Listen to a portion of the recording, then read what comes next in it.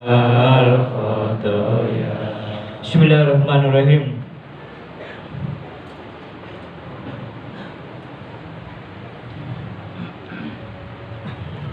Bismillahirrahmanirrahim. Ya Allah, hasbi rabbi jalallah, ma fi qalbi ghairullah, alal hadi sallallahu, la ilaha illallah. Bagiku cukup Allah, di hati hanya Allah. Salam ke Rasulullah, tiada Tuhan selain Allah. Salatullah, salamullah ala Taha Rasulillah. Salatullah, salamullah ala Yasin Habibillah. Astaghfirullahaladzim, astaghfirullahaladzim, astaghfirullahaladzim. Innallaha ghafurur rahim. Bismillahirrahmanirrahim. Assalamualaikum warahmatullahi wabarakatuh. Untuk menguatkan kembali akidah tauhid kita, maka bersyahadatlah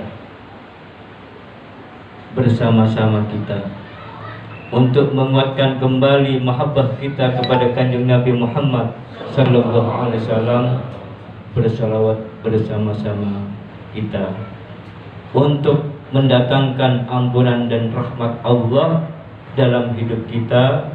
Kita sambungkan lagi istighfar kita bersama-sama.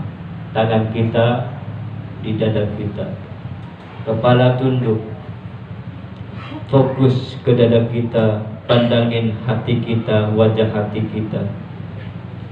Ikutin. Bismillahirrahmanirrahim. Bismillahirrahmanirrahim. Asyhadu an la ilaha illallah. Asyhadu an la ilaha illallah. Wa asyhadu anna Muhammadar Rasulullah. Asyhadu anna Muhammadar Rasulullah. Bismillahirrahmanirrahim. Bismillahirrahmanirrahim. Allahumma sholli ala Sayyidina Muhammad. Allahumma sholli ala Sayyidina Muhammad wa ala ali Sayyidina Muhammad. Astaghfirullahaladzim, astaghfirullahaladzim, astaghfirullahaladzim. Aminkan dalam hati kita ya Allah. Anugerahi ampunan dan keridhaan-Mu ya Allah. Ampuni dosa-dosa kami semua. Ampuni dosa kedua orang tua kami semua. Ampuni dosa mertua kami. Ampuni dosa guru-guru kami. Ampuni dosa keluarga kami, suami, istri, anak-anak kami. Bimbing hati kami dengan istiqomah akidah, istiqomah ibadah, istiqomah akhlak, istiqomah dakwah. Anugerahi kami ilmu dan hikmah yang bermanfaat. Anugerahi kami semua rizki-rizki yang halal, yang barokah, dan tuntun ilhami kami dengan amalan-amalan soleh yang Allah ridai. Sya'ulillah lahum al-Fatihah. A'udzu billahi minasy syaithanir rajim. Bismillahirrahmanirrahim. Alhamdulillahi rabbil alamin, arrahmanir rahim, maliki yaumiddin. إياك نعبد وإياك نستعين اهدنا الصراط المستقيم صراط الذين أنعمت عليهم غير المغضوب عليهم ولا الضالين. Saudaraku yang dirahmati Allah Subhanahu wa taala, alhamdulillahirabbil alamin. Allahumma shalli ala sayyidina Muhammad wa ala sayyidina Muhammad. Allah memberikan segala kebaikan untuk kita semua dengan tanda-tanda kita hadirnya ke tempat mulia Pondok Pesantren Darut Tasbih dalam rangka mendekatkan diri kita kepada Allah Subhanahu wa taala, dalam rangka berhikmat menuntut ilmu, dalam rangka silaturahmi, semata-mata mengharapkan ridha dan ampunan Allah Subhanahu wa taala. Maka ketika kita kumpul seperti yang sekarang dapatkan ini, inilah hidup kita yang terbaik tatkala waktu-waktunya digunakan untuk mendekatkan diri kepada Allah Subhanahu wa taala. Karena orang yang dekat kepada Allah, orang yang paling berbahagia. Bahagia di dunia, bahagia ketika kita menghadap Allah syakaratul maut, bahagia ketika kita hidup di alam barzakh, di alam kubur, dan bahagia ketika kita berada di surganya Allah Subhanahu wa taala. Amin ya rabbal alamin. Maka orang-orang soleh, para siddiqin dan solehin berlomba-lomba mendekatkan diri kepada Allah Subhanahu wa taala. Dalam mendekatkan diri kepada Allah Subhanahu wa taala ini, kita ikuti tata cara bagaimana cara mendekatkan diri kepada Allah Subhanahu wa taala. Hari Minggu yang lalu sudah diberitahukan rumus yang singkat tapi sangat membutuhkan pemahaman yang luas.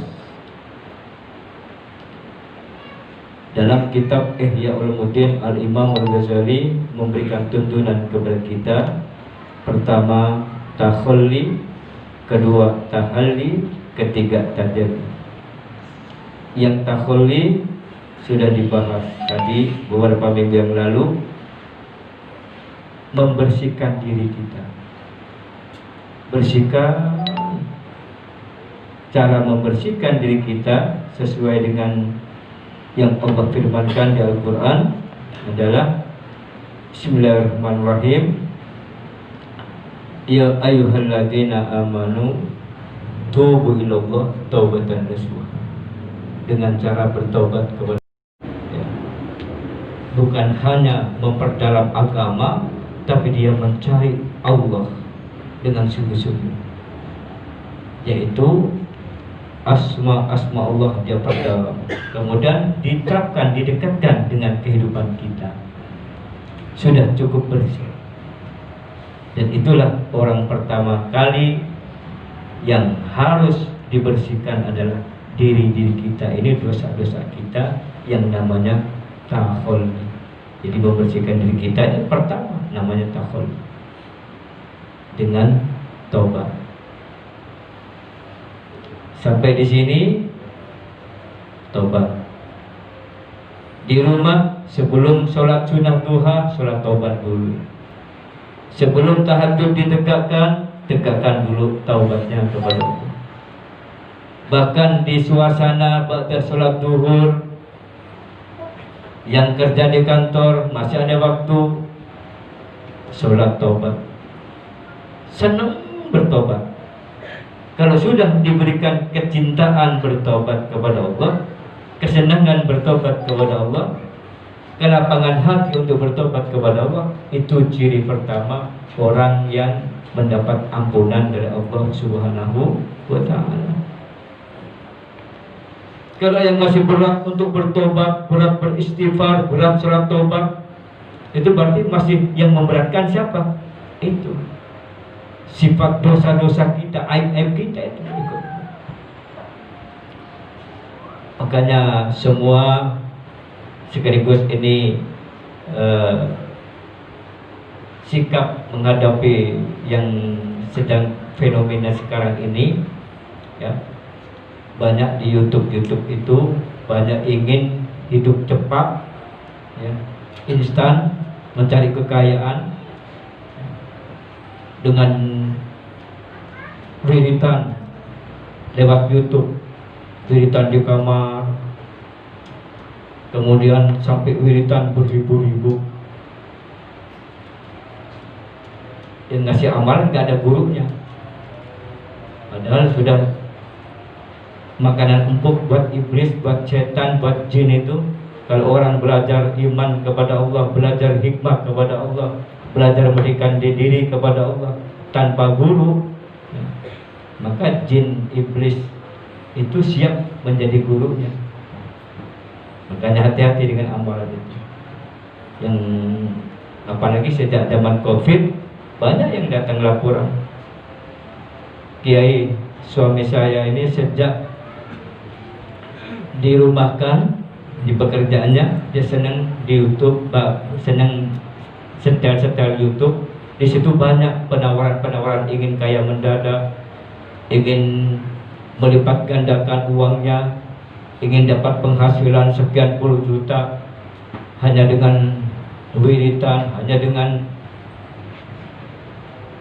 tarikatan, kumpul-kumpul. Ada kumpulan-kumpulan yang hanya seneng ngumpul aja sampai malam, zikir enggak, tahajud enggak, tobat enggak, istighfar enggak, hanya seneng ngobrolin orang lain. Ntar jam 3 pulang, nyampe rumahnya subuh langsung tidur, bangun tidur jam 10, ngomel sama istrinya kabur, kederut tasbih, ngadu. Itu banyak tuh. Maka kita angkat kembali kebiasaannya orang-orang dahulu, orang-orang soleh dahulu dalam menciptakan kebahagiaan dalam dirinya. Pertama adalah takhallih, bersihkan diri dulu dan bertobat kepada Allah Subhanahu wa taala. Sunatan ditobatan nasuha, kata ini juga ta'ala Allah Akbar. Tobat kepada. Dari tobat itulah Allah sudah menaruh hati. Innallah yuhibbut tawabi. Kalau sudah hatinya bersih, sudah Allah cinta, semua perintah-perintah Allah, semua seruan-seruan Allah, semua anjuran-anjuran Rasulullah, dia cepat menyegerakan. Sehingga ketika kita berdoa kepada Allah, karena kita ini ketika diperintah Allah, ketika disuruh Allah langsung melaksanakan, maka ketika kita membutuhkan pertolongan Allah, Allah pun segera melaksanakan, segera mengijabah doa-doa kita. Orang sangat sederhana dijelaskan seperti ini banyak, alhamdulillah. Makanya orang yang datang setiap hari ada saja. Sampai kenal dari mana? Saya dari Bapak Fulan di lingkungan kompleks saya. Saya tersentuh karena tadinya dia orang biasa, dia ngomong saja nggak didengar. Kebetulan dia memang dulunya sukses, setelah itu bangkrut. Sekarang ini tiba-tiba sudah sukses lagi, tapi perangainya beda, sikapnya beda, sifatnya beda. Kalau dulu masih banyak hartanya, banyak bandanya, dia sombong banget. Baru saya ingat itu, oh iya, komplek mana? Komplek A, namanya ini. Oke. Pernah memang 3 tahun yang lalu datang ke sini. Oh iya benar, 3 tahun dia sudah dulu bangkrutnya. Tuh. Tapi sampai gak usah cerita. Mungkin bisa jadi beliau atau orang lain datang sudah betul-betul bangkrut, ya. Tapi waktu itu dia kaya memang. Dan bangkrutnya yang datang ke Pondok Darut Taufiq bukan sedang bangkrut, justru sedang kaya. Dia ngalamin anaknya ya, kena narkoba, jadi minta tolong doanya supaya lancar, dimudahkan urusannya dan bisa memimpin di jalan Allah Subhanahu wa taala. Dia cerita ke sini memang bawa mobil mewah. Pak Kiai, saya sadar sekarang saya selama ini sombong, terasa sombong ya. Dengan pamer harta, pamer kebendaan. Sampai kalau pamer harta zaman sekarang rugi, telat. Kalau sombong karena harta telat. Dulu ada yang namanya korun. Korun ini kayanya orang ya. Kemudian membuktikan dia pamer kekayaannya, pengawalnya saja ada 8 peti yang dibawa. Satu peti itu ribuan kunci. Itu 8 pengawal, 8 peti dipikul. Saking banyaknya hartanya. Setelah itu Allah gulung dia. Tak seharta-hartanya, seorang-orangnya semua selesai, tinggal kenangan. Jadi kalau sampai cuma punya mobil mewah, Mercy atau apalah yang mahal miliaran, rumah mewah sebesar apa, kalau kuncinya cuma ada 1000, telak selalu sombong masalah harta. Telak. Iya saya sadar. Sekarang nggak ada gunanya anak saya begini. Subhanallah.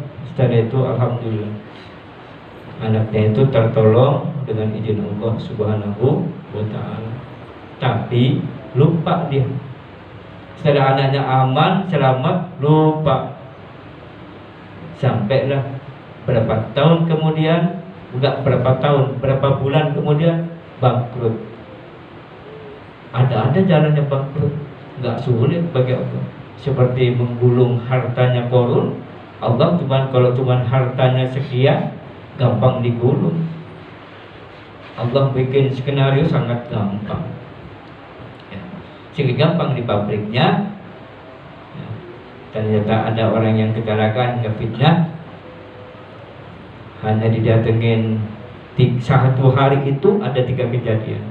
Satu, dia didatengin perempuan yang sudah bersuami, kemudian maaf terjadilah suatu perbuatan yang tercela, dituntut sama suaminya. Tuntutnya bukan ratusan juta, miliaran. Sudah. Yang kedua, karyawannya bawa mobil, gelindes orang, meninggal, dituntut juga. Sehingga dia sudah mulai stres. Sudah stres itulah datang mafia tukang tipu ulung. Ada tanah yang mau dijual sekian ratus hektar, minta murah, akhirnya nggak sadar ditransfer uangnya habis, jatuhlah dia bangkrut. Hanya dalam waktu 4 bulan setengah, 4 bulan setengah, nggak sampai tahun bangkrut. Nah bangkrutnya dia itulah ingat ke Darut Taufiq, kemudian dikasih amalan tobat kepada Allah. Tobat, kemudian saking ingin tobat subuh-subuh, dia jalan setiap masjid, dia sholat tobat kepada Allah. Karena perusahaan sudah nggak ada, istri sudah stres semuanya, dia jalan hanya melaksanakan sholat tobat. Tiap masjid berhenti, cari dia masjid yang nggak ada yang kenal. Sholat tobat, setiap 2 rakaat salam, setiap salam baca istighfar 41, sholawat 41, terus gitu. Hanya dalam waktu nggak sampai setahun, Allah memberikan kembali rezeki-rezekinya, anaknya jadi taat kepada Allah. Kemudian rezekinya orang-orang yang pernah bohong, yang pernah nipu, itu datang kembali, dibuat modal, usaha bangkit lagi, dan alhamdulillah sampai daya. Nah, itulah yang membedakan. Kalau dulu dia punya harta dengan pongahnya, dengan sombongnya, nggak kenal tetangga, baru-baru kenal masjid, sekarang dia malah menjadi wakil ketua DKM, bangunan masjid, takdimnya betul-betul santunnya, dan keluarganya betul-betul jadi percontohan. Itulah cara Allah. Apa modalnya? Cuma taubat kepada Allah Subhanahu wa taala. Dari taubat itulah mendatangkan cinta dari Allah.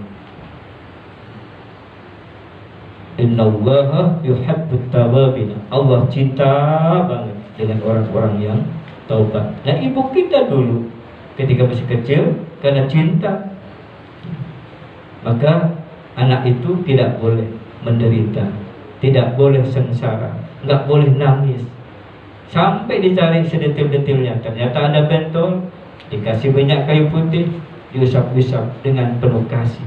Kenapa itu? Cinta.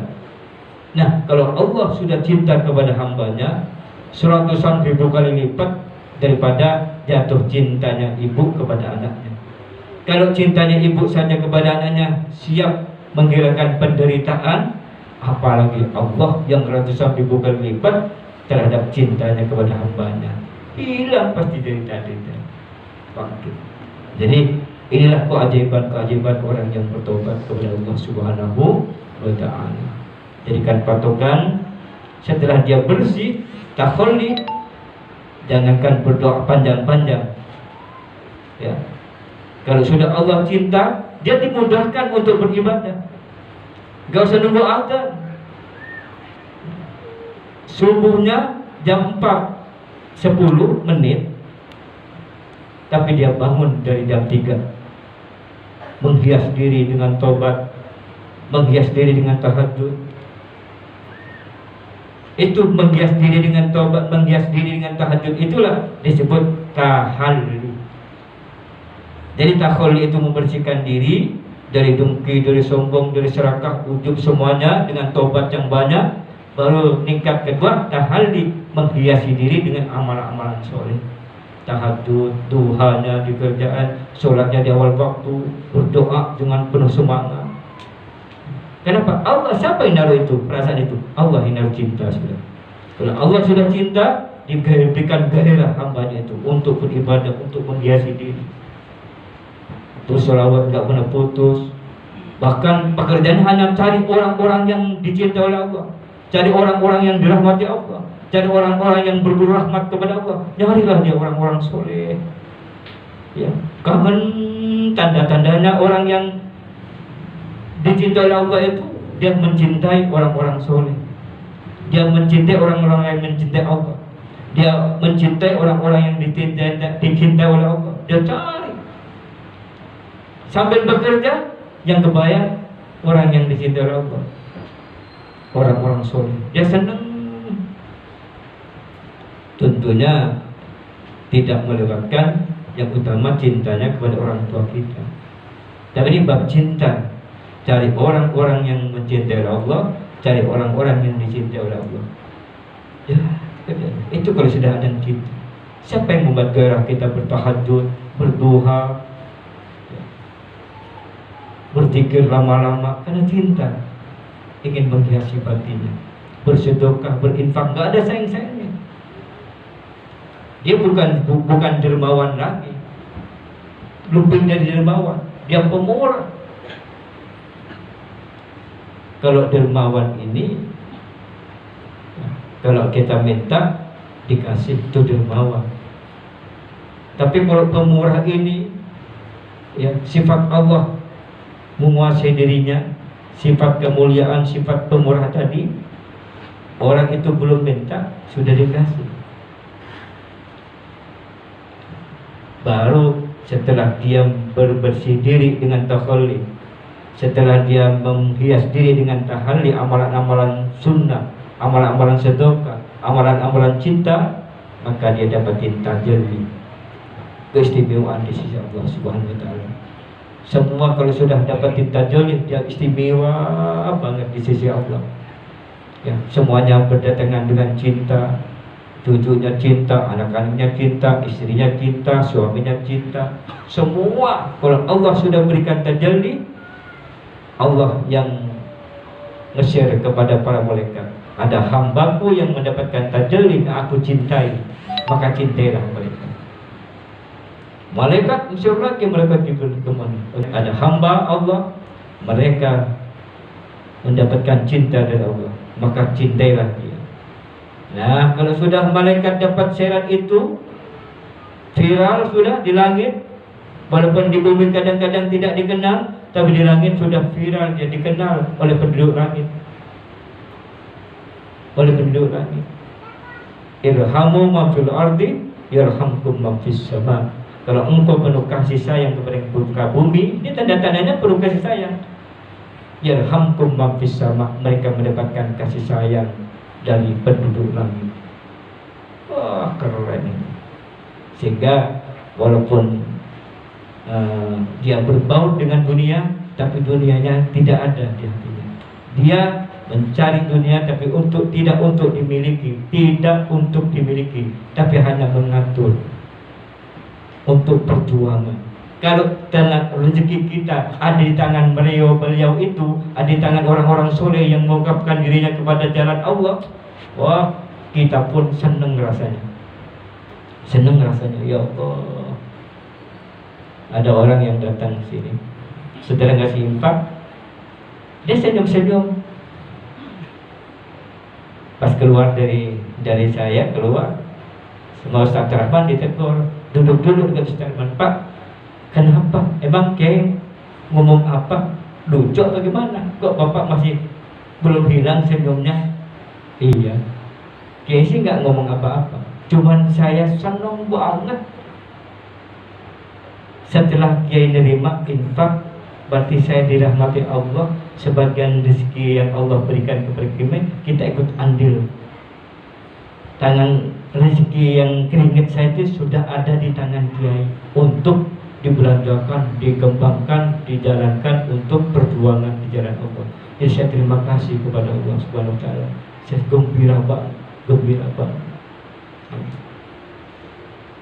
Kalau ada anak yatim dapat uang 100.000, gembira banget. Tapi jauh beda lagi orang yang menjadi jalan rezeki, orang yang memberikan itu seharusnya jauh lebih senang. Kenapa? Diamanatin rezeki oleh Allah dan sampai rezekinya diperjalankan di dalam kebaikan yang penuh taat kepada Allah Subhanahu wa taala. Maka kita bersyukur kepada Allah apabila kita punya tenaga keringat kita semuanya bermanfaat untuk perjuangan, terutama ya, perjuangan untuk keluarga, bekal ibadah, bekal ruku, bekal sujud buat pengajian-pengajian keluarga kita. Yang kedua, perjuangan para ulama-ulama Allah ya. Yang ketiga baru untuk sosial-sosial yang lain, insyaallah ya. Insyaallah kalau kita sudah banyak amal solehnya, kita sudah jadi ahli tobat, kita sudah menghiasi dengan tahajud, dengan sedekah, dengan duha, dengan sholat di awal waktu, kemudian kita diberikan tajalli, keistimewaan di sisi Allah, doa kita ini tidak pernah kecewa. Allah malu kalau orang itu sudah ngangkat tangan, kembali tangan ke pangkuannya, turun tangannya berdoa, kemudian dia kembali ya, dalam keadaan kosong, dalam keadaan tidak dikabul doanya, itu Allah tuh nggak mau seperti itu. Jadi sebelum dia turunkan tangannya dari berdoa, Allah sudah kabulkan. Bahkan sebelum dia bermohon, maka Allah sudah cukupkan apa yang bermohonnya kepada Allah. Allah lebih tahu lagi, pasti dikabul. Maka yakin kepada Allah. Kita tingkatannya seperti tadi, bersihkan hati, hiasi amal soleh, maka keistimewaan bakal ada dalam diri kita. Tajalli, istimewa di sisi Allah, farji langsung kepada Allah, dan tidak ada doa yang tertolak bagi orang yang sudah mendapatkan farji kepada Allah, mendapatkan tajalli kepada Allah Subhanahu wa taala. Sekali lagi, tidak ada doa yang tertolak sekecil apapun kalau kita sudah mendapatkan tajalli di sisi Allah Subhanahu wa taala. Tajalli dilewati dengan tahalli, membersihkan diri, dan melewati tahalli, menghiasi amalan-amalan soleh. Yuk kita berdiri untuk sholat tasbih.